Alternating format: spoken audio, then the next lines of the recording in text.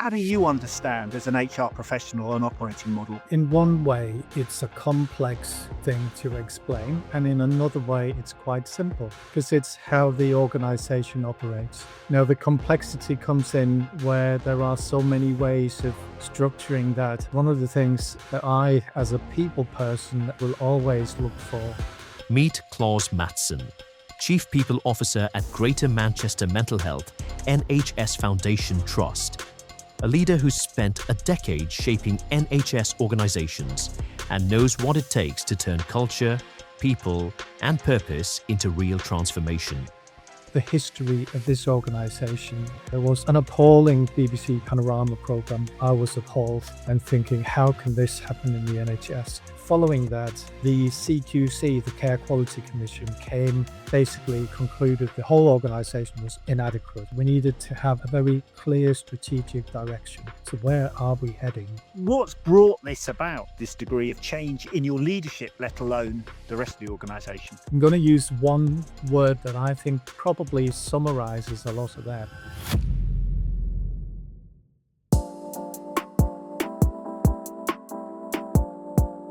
Well, welcome to this latest episode of the Delivery by Design podcast. I'm really pleased today that we're joined by Claus Madsen, who is the Chief People Officer at the Greater Manchester Mental Health NHS Trust. Claus has had a 10-year career in senior NHS HR roles, and before that, a wider career in other organisations across Europe. So he brings a wealth of expertise and experience in seeing how organisations' operating models are developed and particularly the impact they have on people working in the organisation. So it's great to have you join us this afternoon. Thank you, Claus. Well, thank you for having me, Alastair. It's a pleasure. So, what I ask everybody when we start is really, what does an operating model mean for you? And I know you've had wide experience across different types of organisation, both in the NHS and elsewhere. But, how do you understand as an HR professional an operating model? Well, in one way, it's a complex thing to explain, and in another way, it's quite simple because it's how the organization operates. That's your operating model.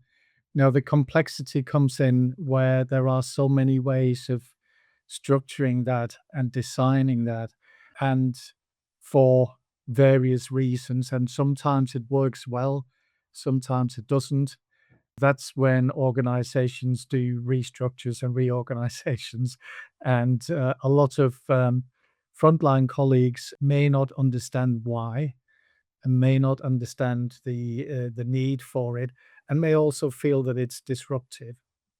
So it's always something that you have to, make a decision on, not lightly, and really think through, is it worth the disruption and the interruption to operations? Are we really going to see the benefits? So yeah, and like you say, I've worked in various sectors, private and public, and operating models have lots of similarities and lots of differences as well. And there seems to be a bit of a pendulum swinging from centralizing to decentralizing.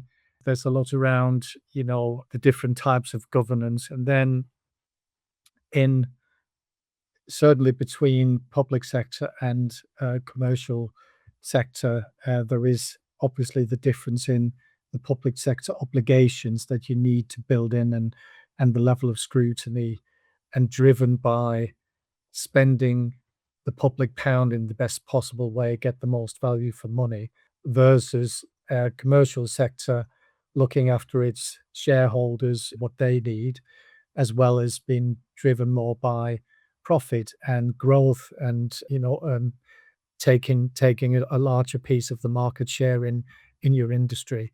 But there are very many similarities. One of the things that I, as a people person, will always look for, and has driven sort of the different organizations I've worked for, is there a strong sense of value driven ethos within the organization? And that then, and I would say in public sector, it's a given, especially in healthcare. But in commercial sector, you will have different grades of that in different industries. And where it is strong, it comes through in how the governance is conducted and how you structure your operating model as well, I would say.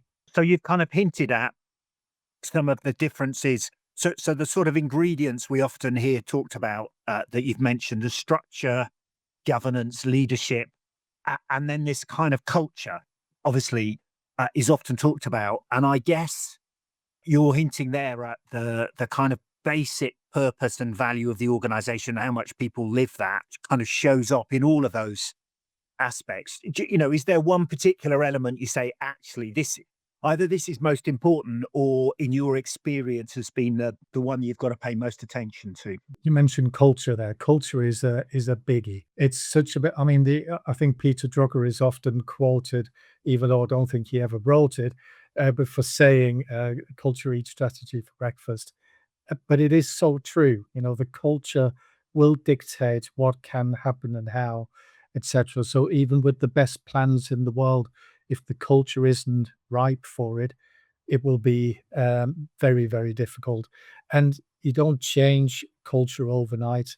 I mean, the culture is basically what everybody says and does, and how you treat each other, how you treat your patients in healthcare, how you treat your customers in commercial sector, etc. All of your stakeholders. So you can have your espoused values, as Shine calls it. You can have Yeah. all of that on your website or wherever, and it sounds great.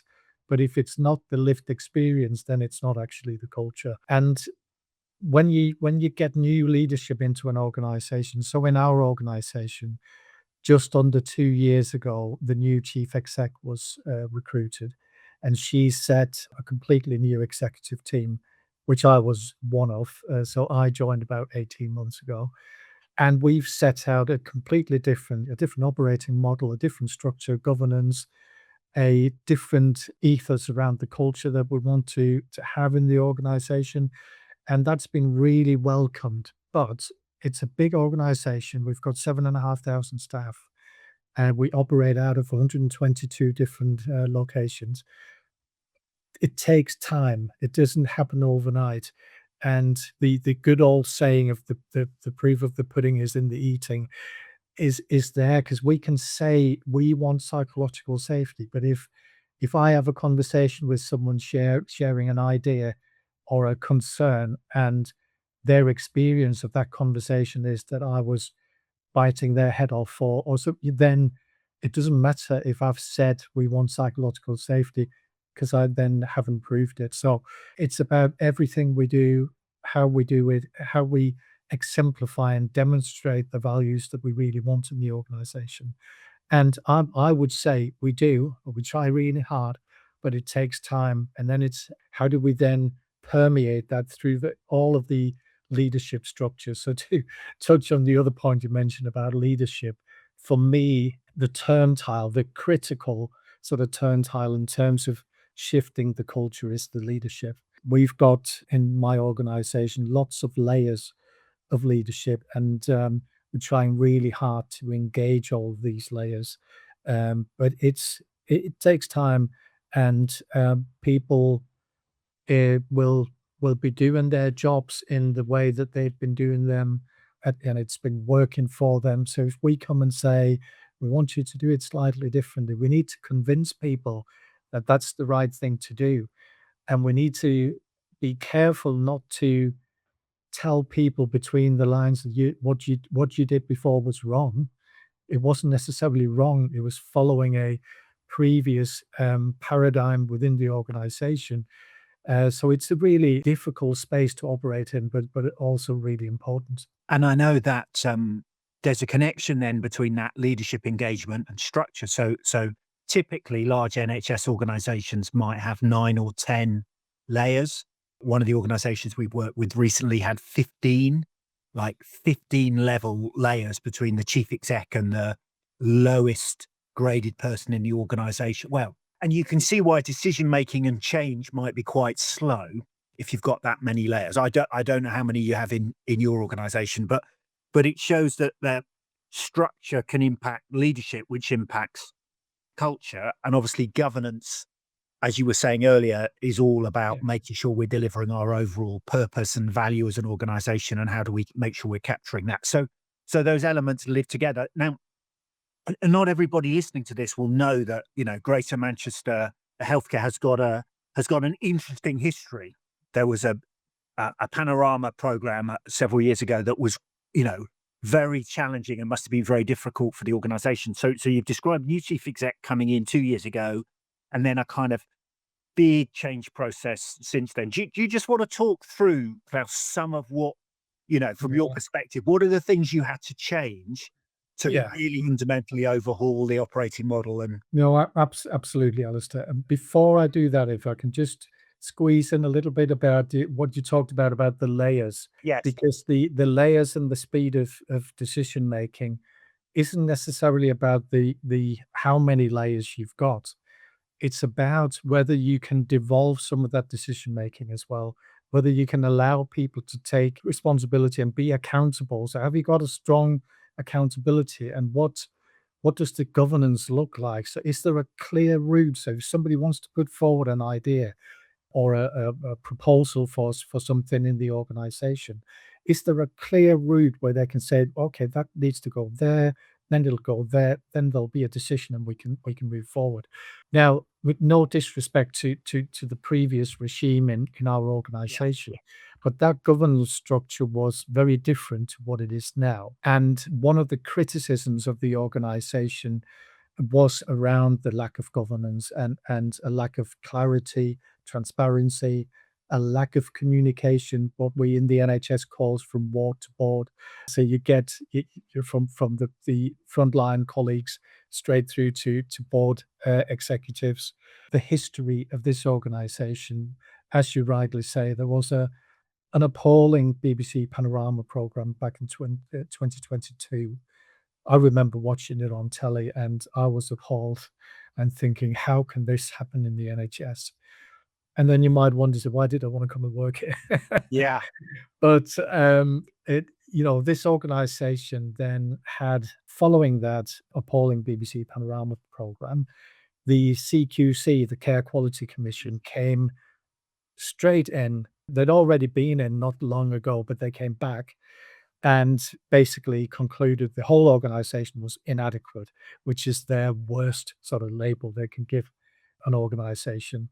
Lots of other organizations came in to review different things.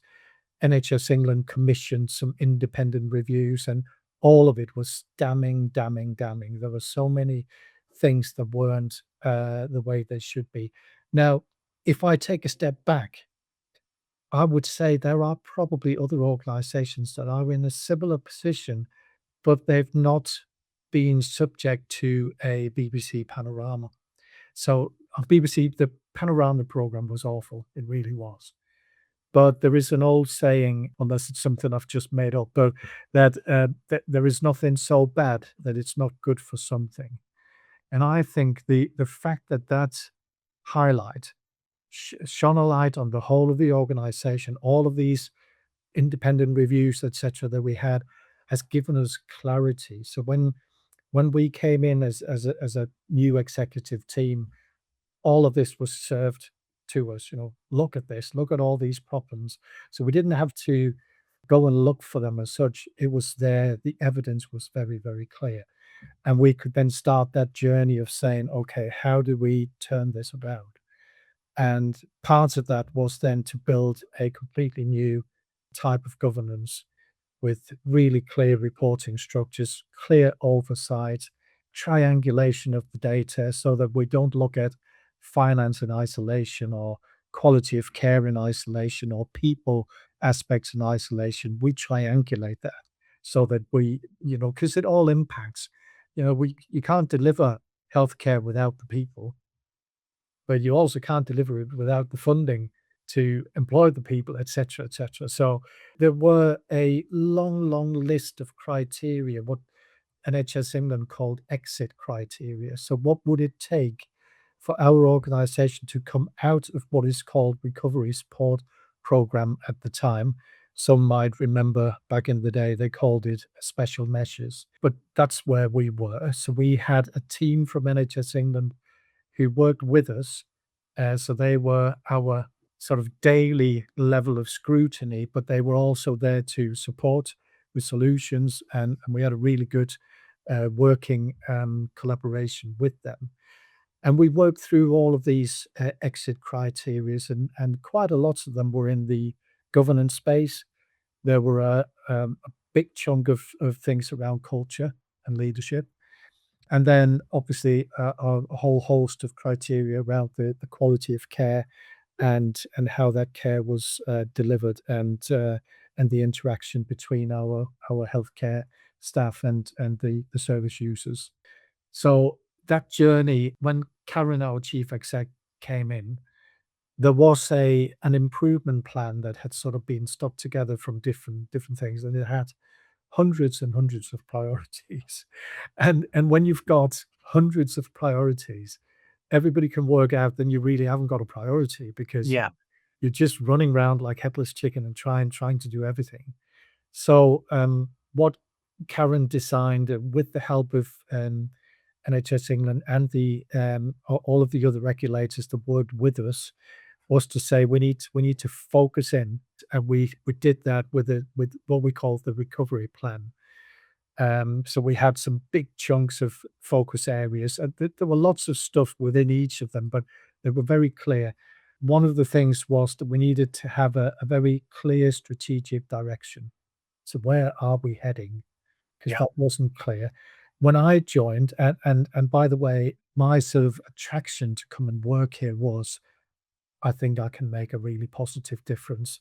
So obviously, it was the number one. We were told that on NHS England's worry list, we were number one at the time, and luckily, recently we've been told we are no longer number one, so that's good. And in December last year, 2025, we managed to exit the recovery support. So we met all of those exit criteria, and the CQC was part of that decision, NHS England, the regional NHS and ICB and other regulators. So that was big achievement. Yes. But it's been a journey, and when I joined, I'll just give you an example of what happens in an organization when something like BBC Panorama happens.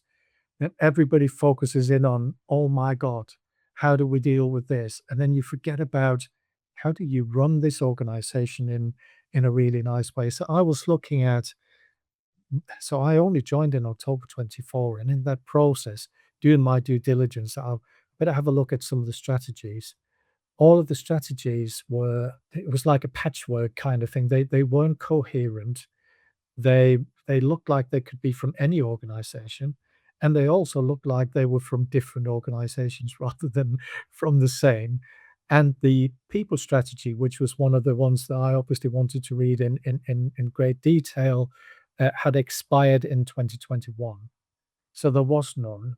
So, we set out one of those big priorities is we need to get a clear strategy and some clear enabling strategies. And that was part of us sort of exiting as well. So we have that now, some clear strategic direction, a very clear governance approach, and lots of work in the culture and leadership space. But one of the things we did as well, just to touch on in terms of operating models, is we did the biggest restructure the organization has ever gone through before. And it was painful for a lot of staff. It was painful because they didn't know what to expect. Even though we communicated all the way through, we engaged, we did everything, but lots of people were anxious. And, most people would be in those circumstances. The trade unions took a collective grievance against the organization, but we met with them and we said, What is it? What is it you want? Because we've invited you in." And so they highlighted all the things that they wanted to, and we say, "But we've already listened. Look at this updated version. This was based on that feedback, based on that feedback." So eventually they withdrew the majority of that grievance anyway, because and that's what I meant when I said about the proof in the pudding earlier. They didn't expect us to listen. They didn't expect us to work in partnership. But once we demonstrated that that was actually what we did, then it was a different scenario for the continuous work. But the main sort of restructure in an operating model sense was that the old model was a geography-based model. So in each of the clusters within Greater Manchester, that we serve, you had everything in one cluster, and then in the next geography, you had everything. But that meant that it was, when people talk about postcode lottery, if you were accessing inpatient services in one of those clusters, it would be very different from inpatient services in another cluster. Community services in one, very different from community services in another.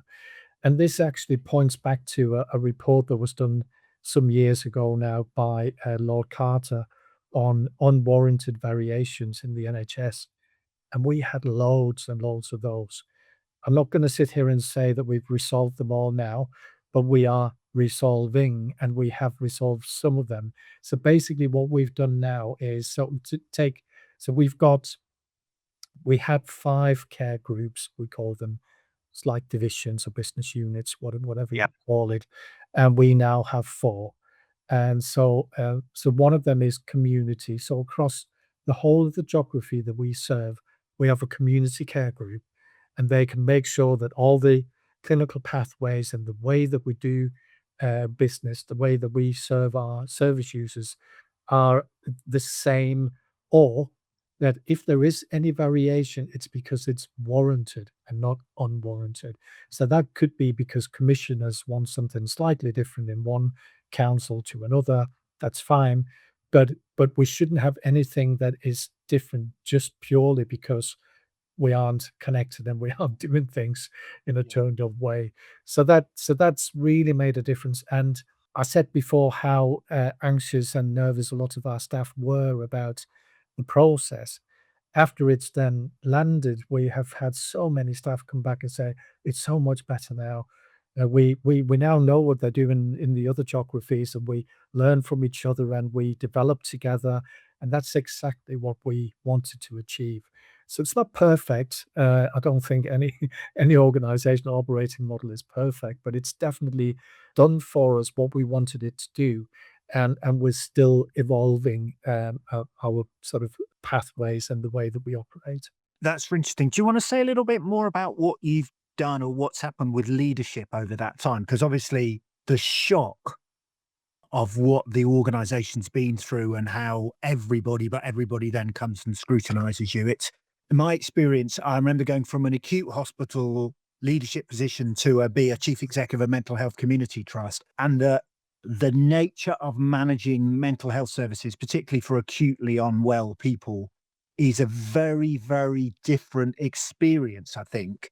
And the leadership required is different. I mean, none of it's easy, I think, managing in health and care services. But do you want to say a little bit about what you've done with and how leadership has developed in the time you've been there, and maybe what you've noticed about the kind of challenges of leadership in your particular organization?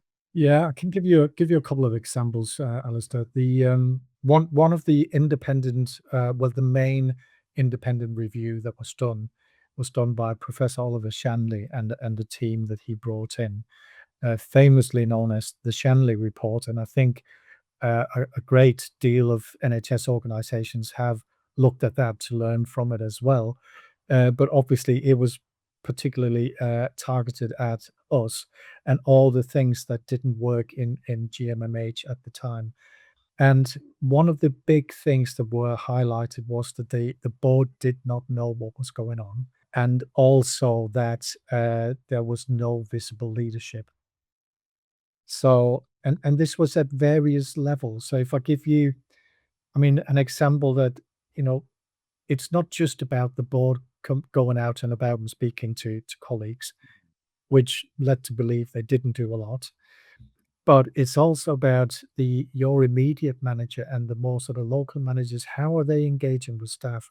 How are they engaging within your area to be a visible leader? So it's leadership at all those levels. We now have a structure in place, but I'm going to give you an example where one of our services that was under the most damning part of the report and really been under scrutiny was our adult forensic services. This is where the BBC Panorama program was filmed.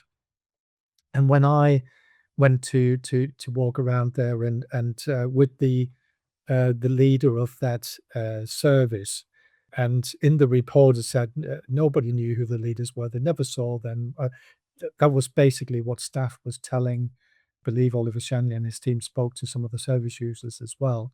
And when I was walking around with Adam, who's the leader for our adult forensic services, he knew the names of service users, he knew the names of staff, they were greeting him.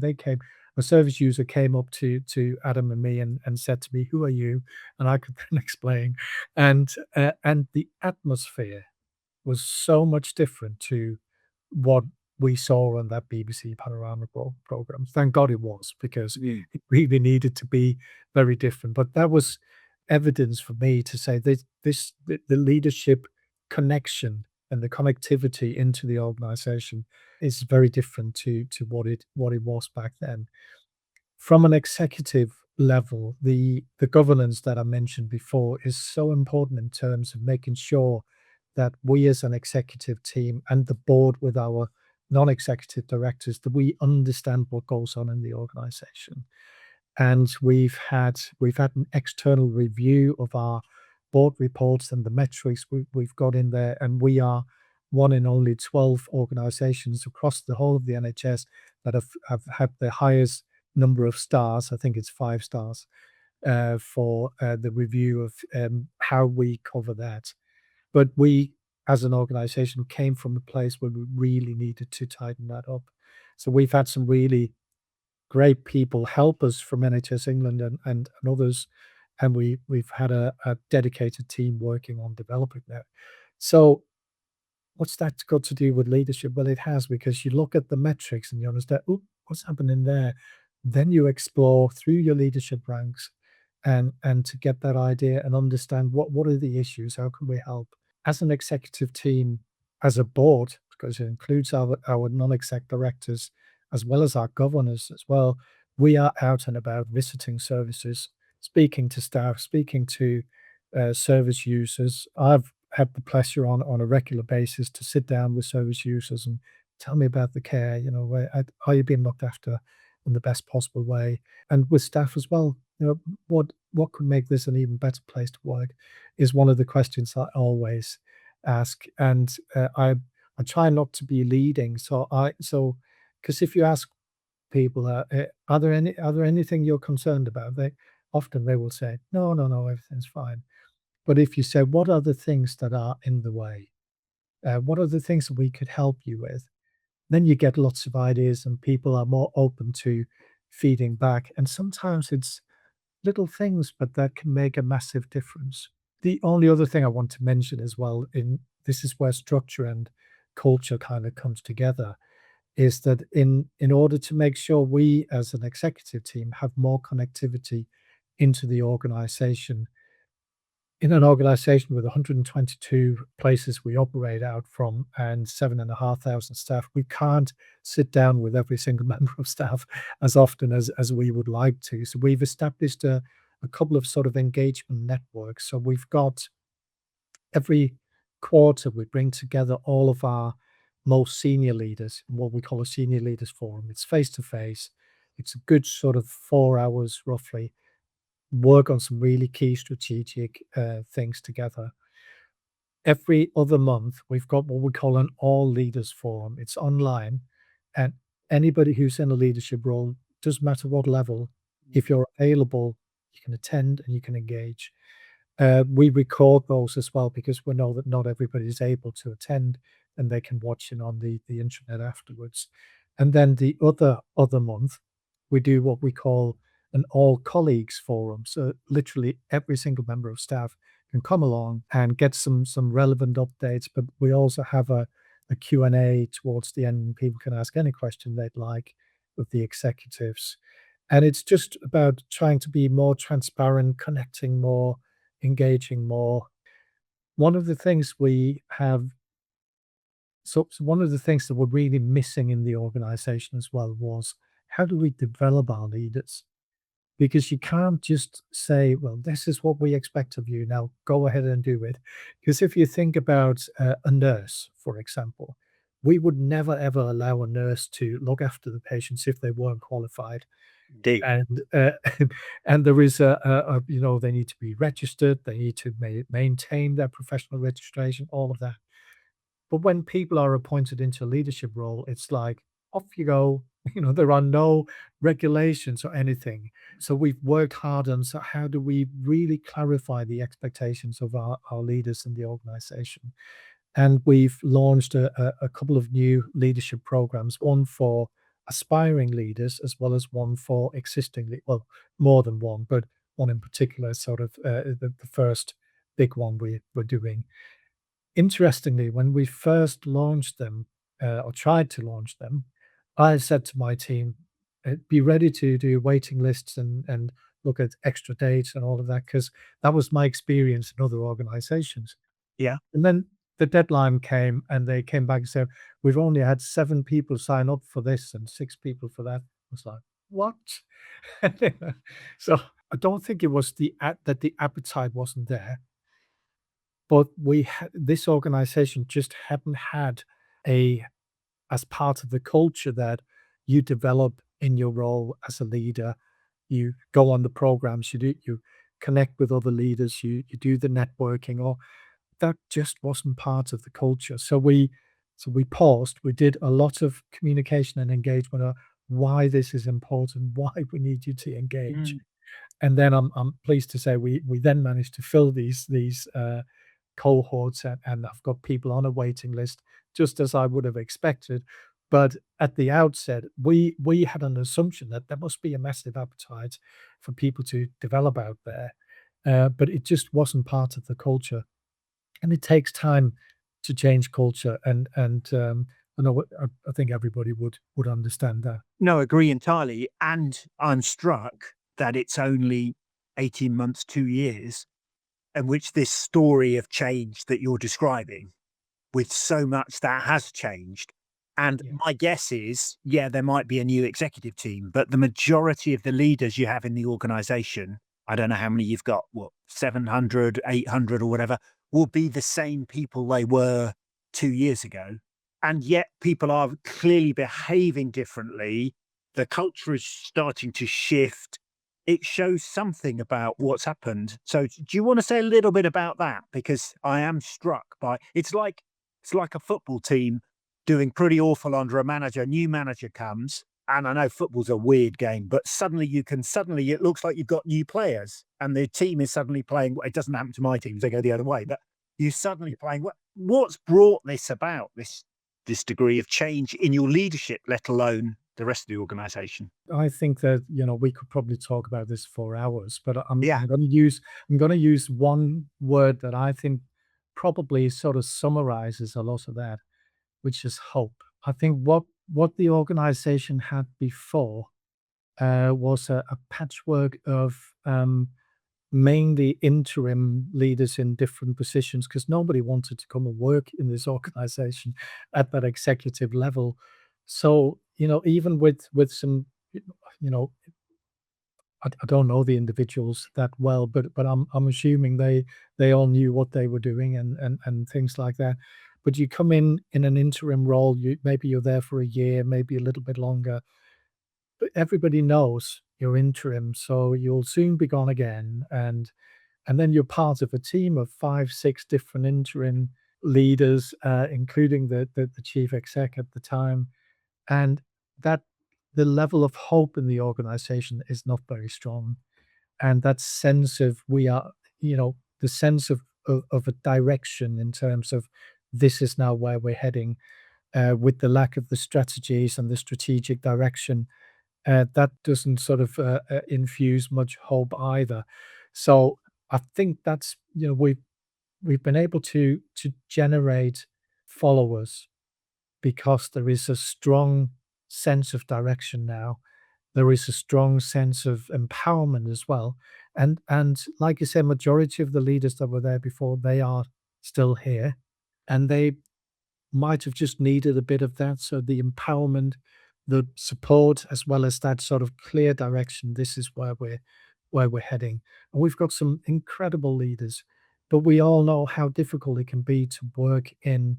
I mean, the NHS and the whole of healthcare, the world as it is a complex place to be. So what you don't need is a lack of a sense of direction. We don't know where we're going. Everything's, people running like headless chicken in all kinds of directions. So and that can deflate and demotivate people. And so I think that's probably we've been able to generate a strong sense of hope. And obviously, we then managed to exit the recovery support. That doesn't mean that all of a sudden we're an outstanding organization. We're not. We know we've got lots of metrics that we're still working on improving, and we've got a really solid plan, which is now, rather than a recovery plan, it is now a plan that aligns to our trust strategy and the enabling strategies that we have underneath. And and that is again a very strong sense of direction for the organization. What we've seen, Alistair, as well, is we really struggled to recruit into a number of roles in this organization, in particular our medical workforce, and nobody wanted to work here. So we had nearly just agency locum doctors. That has changed now. Our agency percentage is coming down month on month. We're recruiting new substantive doctors, and that's not just the executive team, but if you think about the executive team, we now have, and since last year, a substantive chief medical officer, and we now have two substantive deputy chief medical officers. And we've done a lot of work with the clinical leadership within the medical area. One of the things that I was told by some of the medics I met when I was out and about, but they were screaming for leadership.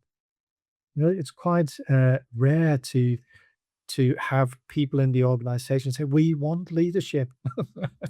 But they were literally saying that to me, which was great. And I think that's what they've got now. And when I talked about culture before, another good acid test on culture is what do people tell their friends and family around the kitchen table? And that influences a lot in terms of where people want to come and work.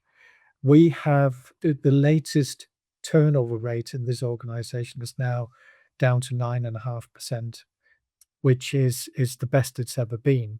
Now, we don't want it to go too low because you need a fresh blood in and out and all of that, but that is a really healthy place to be. Can't remember the exact figure when I started 18 months ago, but it was somewhere around 12, 13%. And prior to that, because obviously the journey had started before the new executive team came in with the whole BBC Panorama. When all of that kicked off, I think the turnover rate was around 18%. So that's a really unhealthy place to be as an organization. I love the way you talked about hope. I heard somebody say that the person with the most hope has the most influence. There's something very powerful, I think, in leadership about hope and ability to bring hope. Obviously, there needs to be a kind of authenticity to that. And you've described lots of ways in which, that hope is authentic and real for the organization. And obviously we maintain credibility with colleagues by living out what you say. So I'm intrigued then a bit, and obviously those retention figures, you would know much better than me, but behind them is actually a huge financial saving for the organization because the costs of Yes. recruiting people and then just how long for them to get up to speed and then the costs of agency and locum next. So there's a kind of virtuous cycle that must be in there from your point of view. Absolutely. Absolutely. One of the things we do look at is we don't do exit interviews, but we do an exit survey, which is at least around half of everybody who leaves fills it in, which is good. And the way that we sort of in terms of the feedback that we get, there is sort of a measure of are people leaving as a sort of negative leavers or are they Yeah. positive leavers because they're moving towards a promotion or something. but they could still be a negative leaver if they wanted to be promoted here, and we couldn't do it for them, etc.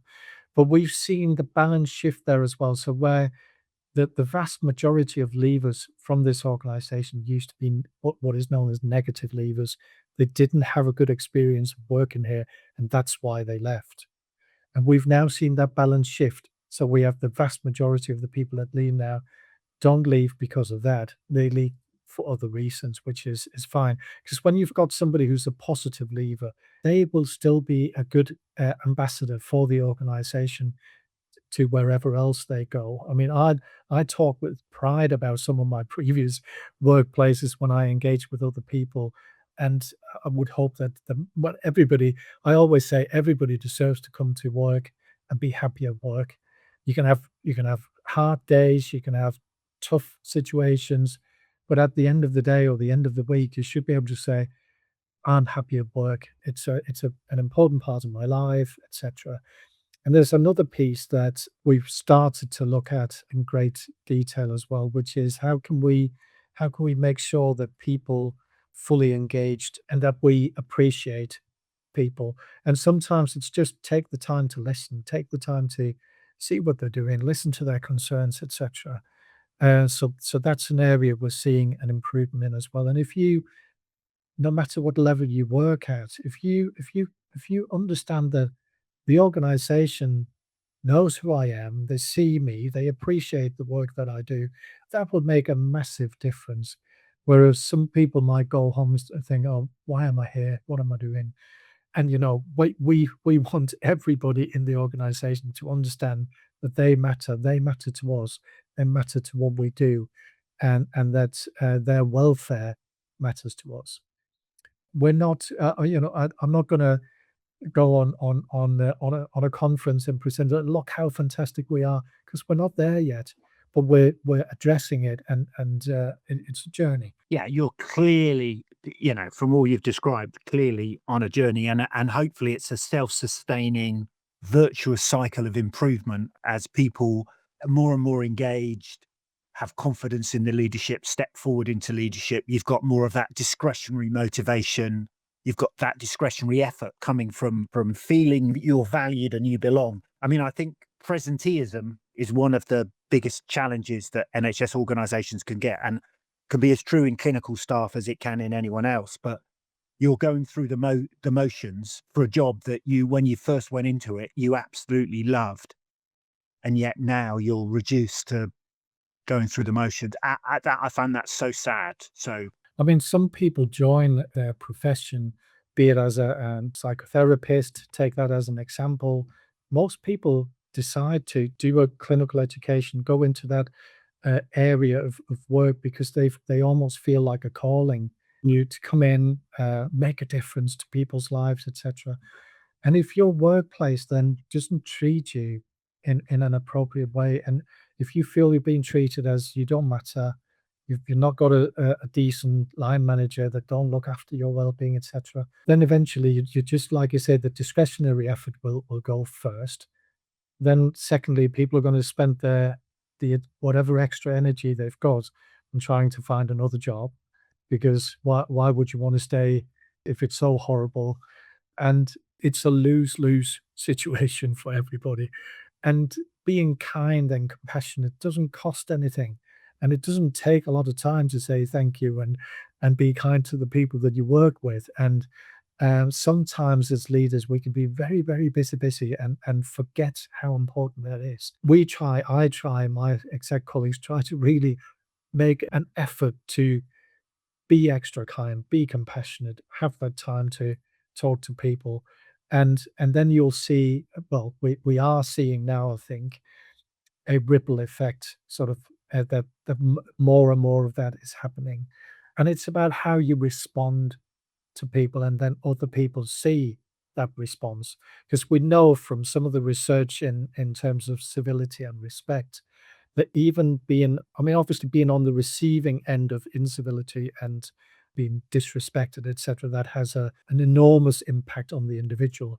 But even those who witness it, so other colleagues or service users, it has a negative impact on them as well. Whereas being kind has the opposite. So, people want to be associated with kindness and being on the receiving end.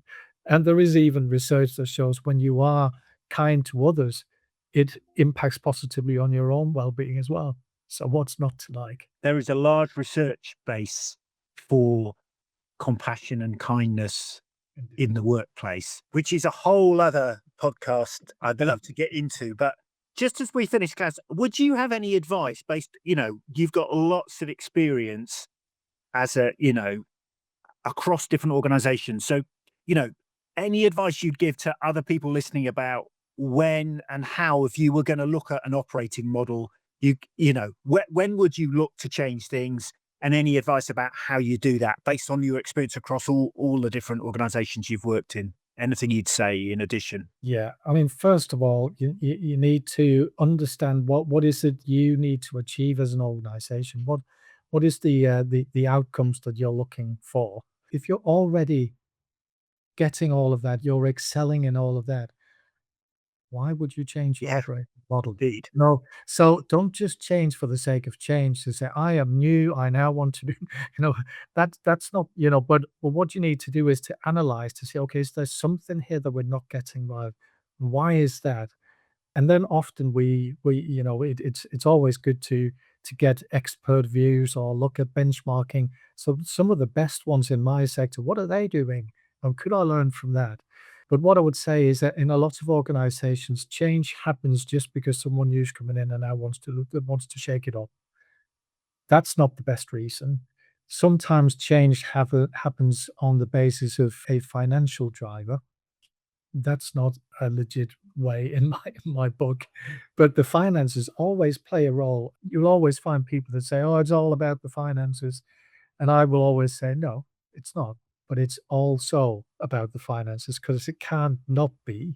But it's about how you view all of those things together. So I would look at, so what is it we're not delivering? What is it that it looks like we're getting wrong? And then once you start to shape, and you need to involve your colleagues, because the frontline colleagues that do the work, they know what's not working. They know what some of the issues are. And obviously your trade union colleagues, etc. Do that data gathering. Don't haste. Obviously don't drag it out years and years, but understand your organization and what needs changing. And then when you design your change, you keep engaging these people so you understand the drivers for change, or the burning platform, or the case for change, whatever language we want to use. That's when you can start shaping the solution, and you then do that collaboratively with people as well. Because when people have been part of it, it's so much more easy for them to make it work. And then obviously don't get caught up in, what we call the sunk cost fallacy. Oh, we've invested so much in this already. We can't stop. We just have to keep going. You need to have that sort of dynamic, continuous evaluation of, is this working? Or do we need to reshape a little bit, tweak here, tweak there, which is fine because it's a dynamic world, complex world that we live in. We can't just get it right in one go and then that's it. But yeah, I'd say,